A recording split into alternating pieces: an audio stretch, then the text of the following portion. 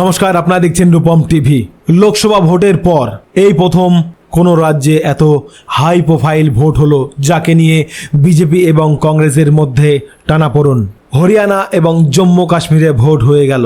হরিয়ানার ভোটে কি রেজাল্ট হবে? কাল 8 তারিখ রেজাল্ট বেরিয়ে আসবে, কিন্তু মানুষের মধ্যে কৌতূহল কি হতে চলেছে হরিয়ানার রেজাল্ট। হরিয়ানা আপনাদের জানিয়ে রাখি, 90টি আসন নিয়ে গঠিত হরিয়ানা বিধানসভা। সেখানে 10 বৎসর ধরে বিজেপি রাজত্ব করছে।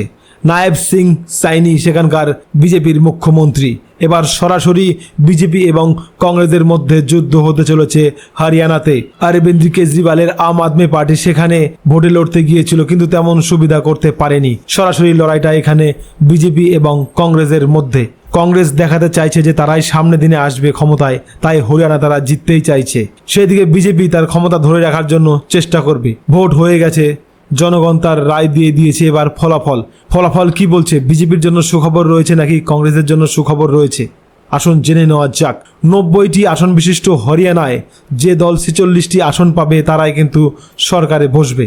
তো সেই কথা মাথায় রেখেই বিজেপির নায়েব সিং সাইনিরা লড়েছিল এবং কংগ্রেসের ভূপেন্দর সিং হুড্ডারা লড়েছিল। কিন্তু ফলাফলটা কি আসলো?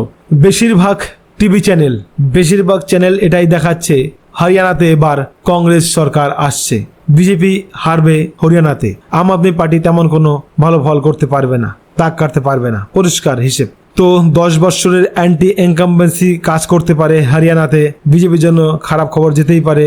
হয়তো এবার হরিয়ানাতে হারছে বিজেপি। যতদূর সম্ভব 30টির মতো আসন পেতে চলেছে বিজেপি এবং 50টির মতো আসন পেতে চলেছে কংগ্রেস। সেক্ষেত্রে একাই সংখ্যাগরিষ্ঠতা পাবে কংগ্রেস এবং হরিয়ানাতে হয়তো কংগ্রেসের সরকারই আসছে। এবার জম্মু কাশ্মীরের ঘটনায় আসি। জম্মু কাশ্মীরে ওই একই 90টি আসন নিয়ে গঠিত। দেখুন, অনেকদিন বাদে জম্মু কাশ্মীরে ভোট হলো। জম্মুতে বিজেপি বেশ ভালো ফল করবে, কাশ্মীরে বিজেপি ভালো ফল করতে পারবে না, কংগ্রেসও পারবে না। জম্মু কাশ্মীর ফ্রন্ট ভালো ফল করবে। তো যেটা মুদ্রা কথা, কাশ্মীর নিয়ে যেটা খবর বেরিয়ে আসছে তা হলো, এখানে কিন্তু কোনো দল একাই সরকার গঠন করতে পারবে না।